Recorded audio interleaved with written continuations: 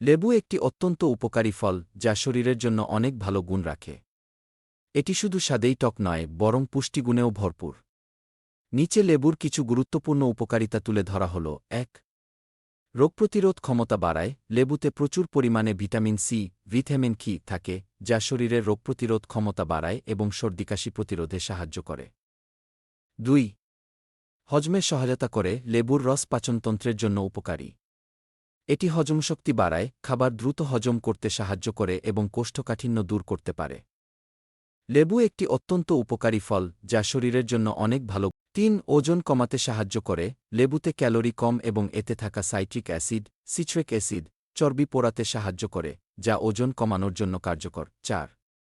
ত্বকের জন্য ভালো। লেবুর অ্যান্টিঅক্সিডেন্ট ও ভিটামিন সি ত্বক উজ্জ্বল করে, ব্রণ কমায় এবং ত্বকের বয়সজনিত দাগ দূর করতে সাহায্য করে।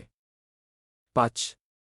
৬. রক্তচাপ নিয়ন্ত্রণ করে। লেবুতে থাকা পটাশিয়াম হৃদযন্ত্রের জন্য উপকারী এবং এটি উচ্চ রক্তচাপ নিয়ন্ত্রণে রাখতে সাহায্য করে। ৭.